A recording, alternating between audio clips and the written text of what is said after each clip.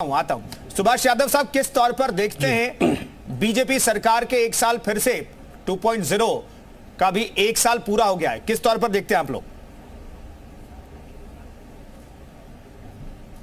देखिए कुंदन जी, बिल्कुल भारतीय जनता पार्टी का जो दूसरी बार टर्म सरकार बनी है उसका एक साल पूरा हो गया है। सारे लोगों ने अपनी अपनी बातें कही, इसके अंदर बहुत सारे आंकड़ों की बातें भी आ गई, बहुत सारी चीजें भी आई, महंगाई की बात आई। हम जहां तक समझते हैं कि भारतीय जनता पार्टी की कार्य बिल्कुल सही शैली में काम कर रहा है और बिल्कुल सही कार्य कर रहे हैं। जिस प्रकार महंगाई की बात हो रही थी कुंदन जी, और भी बाकी चीजों पर जो चर्चा हुई थी, कोरोना काल के अंदर जो वैश्विक महामारी थी, उस महामारी के अंदर विश्व के ऐसे कोई भी देश नहीं थे जो अछूते नहीं थे, और कई देश ऐसे भी हैं जो कहीं ना कहीं अभी भी अपनी भयंकर अर्थव्यवस्था के दौर से गुजर रहे हैं, लेकिन उसके बावजूद भी भारत देश ने अपने आप को उस लेवल पर लाके खड़ा किया है। इसको विपक्षी दल देखने के लिए बिल्कुल स्वीकार नहीं करेंगे। आंकड़ों की बात तो कर लेंगे, लेकिन उन आंकड़ों पर गौर नहीं करेंगे कि 2019 से कोरोना काल से पहले हमारे देश की अर्थव्यवस्था कैसी थी और उसके बाद में वैश्विक महामारी होने के बाद में हमारे देश की अर्थव्यवस्था कैसे हुई, किस प्रकार हमारे देश की अर्थव्यवस्था डावाडोल हो रही थी, लेकिन एक कुशल नेतृत्व के अंदर उस अर्थव्यवस्था को बिल्कुल सही जगह मिली। लेकिन विपक्ष के पास कोई मुद्दा नहीं। अगर विपक्ष बोलता है कि नहीं ऐसा नहीं है वैसा हो रहा है, तो आप बताइए कि 37 साल के इतिहास के अंदर योगी आदित्यनाथ दोबारा रिपीट हुए। 37 साल का इतिहास है, पूर्व के अंदर जितनी भी सरकारें थी 27 साल से पहले, 37 साल से पहले, क्या कोई सरकार कुंदन जी रिपीट हुई है? कहीं ना कहीं जनता जनार्दन की उम्मीदों पर यह सरकार खरी उतर रही है ना, तभी तो इनको जनता चुन रही है। अगर ये जनता की उम्मीदों पर खरा नहीं उतरते कुंदन जी, तो क्या सरकार इन्हें दोबारा प्रचंड बहुमत देकर सरकार बनाने के लिए न्योता देती? बिल्कुल नहीं देती। तो जिन मुद्दों की बात कर रहे हैं, आंकड़ों की बात कर रहे थे मेरे काबिल दोस्त समाजवादी पार्टी के, कुछ आंकड़े ये पूरे पिछड़ी वाली जो पिछड़े लोग उनके आंकड़ों की बात कर लें, कुछ जातिगत जनगणना के मुद्दे उठाने की जो बात करते हैं उस पर ही बात कर लें।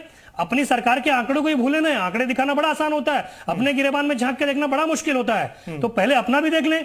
कुल मिला के हम ये समझते हैं कि सरकार का कार्यकाल जो है बिल्कुल सही चल रहा है। ठीक है, जन से जुड़ी हुई योजनाएं लाई जा रही है, जनता से जुड़ी योजनाओं को उन तक पहुंचाया जा रहा है और बिल्कुल सही दिशा के अंदर कार्य कर रही है। प्रदेश को एक नई गतिशीलता मिल रही है, प्रदेश एक नई ऊंचाइयों को छूने जा रहा है कुंदन जी। ठीक है, विजय उपाध्याय साहब, क्या सबसे बड़ा सर्टिफिकेट जो है इस सरकार के पास 2022 में पूर्ण बहुमत के साथ फिर से सत्ता में वापसी जो योगी सरकार की हुई है, क्या सबसे बड़ा सर्टिफिकेट वही है कि सरकार सही दिशा में काम कर रही है? और पिछले एक साल में यह दावा किया जा रहा है कि 130 जो घोषणाएं की है, जो चुनावी घोषणा पत्र में शामिल थी जो घोषणाएं, उसमें से 110 या तो हमने पूरा किया है या उसे पूरा करने की दिशा में आज हम काम कर रहे हैं।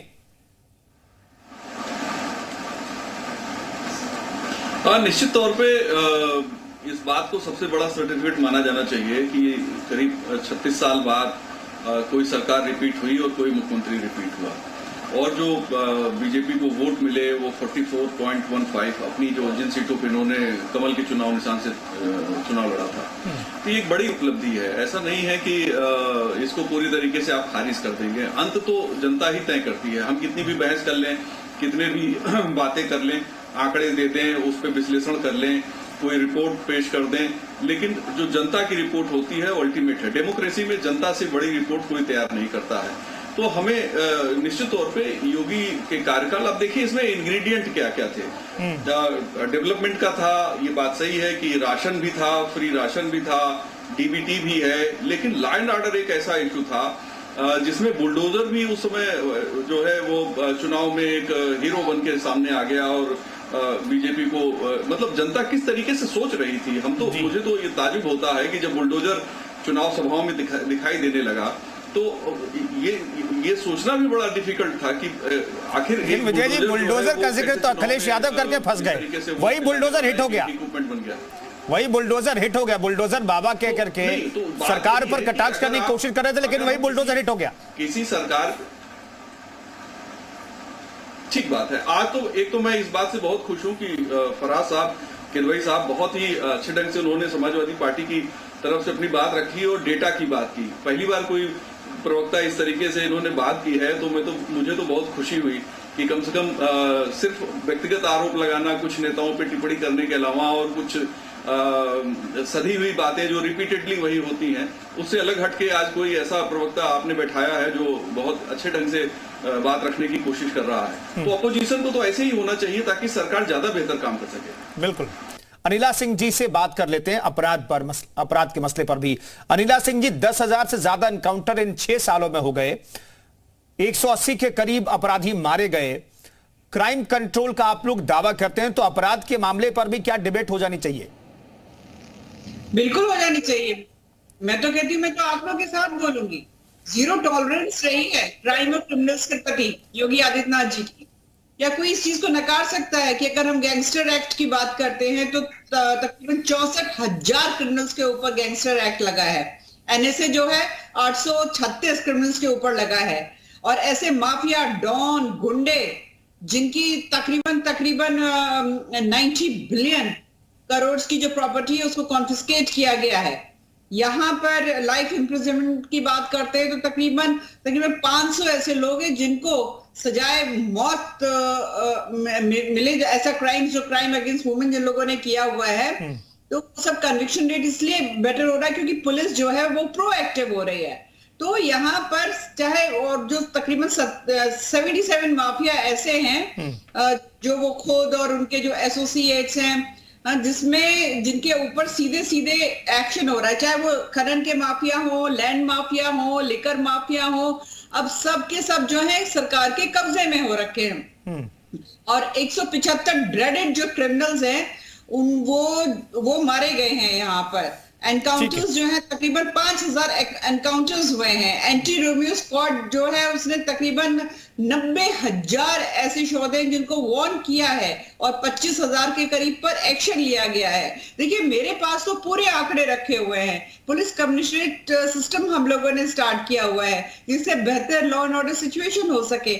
और इसमें तो कोई दो राय ही नहीं है, चाहे वो साइबर क्राइम की बात कर लीजिए, चाहे वो महिला पुलिस थाना, या एक हर थाने में एक ऐसी स्पेस है जहां पर महिला पुलिस रहेगी, जहां पर पीएसी की, महिला पीएसी बटालियन की आप बात कर लीजिए, चाहे एंटी ह्यूमन ट्रैफिकिंग की बात आप कर लीजिए, जो पुलिस स्पेशल प्रोविजंस हैं। तो आप कंपैरेटिव एनालिसिस करने बैठ जाएंगे तो समाजवादी पार्टी तो ऐसी थी जो आतंकवादियों को शय देती थी, उनके मुकदमे लड़ती थी। दंगे इतने ज्यादा इनके होते थे, योगी आदित्यनाथ जी के समय एक दंगा नहीं हुआ। सीएए को लेके दंगा कराने का प्रयास किया गया, पोस्टर चिपकवा दिए थे सब। ठीक है, फराज किदवई जवाब देंगे। फराज किदवई साहब, दरअसल आप माने ना माने लेकिन आपकी सरकार अपराध के मसले पर क्राइम कंट्रोल आप लोग नहीं कर पाए और अपराध के मसले पर सबसे ज्यादा अगेंस्ट में आप लोगों के वोट किया गया, ये जानकार कहते हैं। मैं जानना चाहता हूं, अगर अपराध के नजरिए से, अपराध क्राइम कंट्रोल के नजरिए से हम देखें उत्तर प्रदेश के पिछले 6 साल के कार्यकाल को, तो आप लोग किस नजरिए से देखते हैं 2012 से 17 और 17 से 23? कुंदन जी, देखिए, अनिला सिंह जी अभी बात कर रही थी लॉ एंड ऑर्डर की सिचुएशन पे। भारतीय जनता पार्टी के टोटल 116 एमपी दागी हैं, जिसमें 87 एमपी ऐसे हैं। मैं इंग्लिश में भी बोल दूं कि 87 एमपीज ऐसे हैं जिनके ऊपर बहुत ही गंभीर मुकदमे चल रहे हैं, जिसमें हत्या है, रेप है, डेकोर्टी है और तमाम है। मैं अनिला सिंह जी से पूछना चाहता हूं कि इनके जो 87 एमपी ऐसे हैं जिनके ऊपर संगीन धाराओं में मुकदमे दर्ज हैं, पहले ये बताइए कि उनके ऊपर कार्रवाई कब होगी। दूसरी बात मैं पूछना चाहता हूं कि being a lady Anila Singh ji से कि नेशनल कमीशन ऑफ वुमेन ने 31,000 complaints total crime against women की रिसीव की, जिसमें हाफ ऑफ द कंप्लेंट्स, मैं नहीं बोल रहा हूं, ये नेशनल कमीशन ऑफ वुमेन का डेटा बोल रहा है कि out of 31,000 complaint, half of the complaints are from Uttar Pradesh. Being a lady, आपका बताइए उस पर क्या कहना है? आप क्या बात कर रही है? ना तो लॉ एंड ऑर्डर पे उत्तर प्रदेश की सरकार कुछ काम कर पाई है, ना ही तो डेवलपमेंट के ऊपर काम कर पाई है, ना ही तो एग्रीकल्चर के ऊपर काम कर पाई है। किस चीज के ऊपर काम कर पाई है, आप ये बताइए। अगर हम नीति आयोग की multi dimensional poverty index report की बात करें तो ये नीति आयोग बोल रहा है, मैं नहीं बोल रहा हूं। इसमें 11 पैरामीटर्स ऐसे हैं जो कि कंसीडर किए गए हैं, जिसमें न्यूट्रिशन। किदवई साहब, आप 12 से 17 का जिक्र नहीं कर रहे। किदवई साहब, आप 12 से 17 का जिक्र क्यों नहीं कर रहे सर? मैं तो डेटा जानना चाहता हूं। दर्शकों को मैंने ये इंट्रो में कहा था कि कंपैरिजन जरूरी है, तो 12 से 17 का डेटा बताते रहिए सर साथ साथ। कुंदन जी सुनिए, तो आप ये सवाल भारतीय जनता पार्टी के प्रवक्ता से करवाइए, आप मत करिए। आपको तो बिल्कुल न्यूट्रल रहना चाहिए। सर, मैं तो न्यूट्रल हूं। मैं 12 से 17 के बारे में भी बता रहा हूं। नहीं तो 12 से 17 का बताते चलिए, ठीक है। हाँ, देखिए, उत्तर प्रदेश की जो जीएसडीपी एट करंट प्राइस थी वो 2016-2017 में 13.26% थी, जो कि 2020 और 21 में it was 1.05% and in 2021 and 22 it was 4.2%। नहीं सर, आप जीएसडीपी फिर से चले गए। मैं कह रहा 17 से और 23 की बात करें तो 10 लाख करोड़ जीएसडीपी तो ज्यादा है ना, साइज की मैं बात कर रहा था, उसमें मत पड़िए। अभी अपराध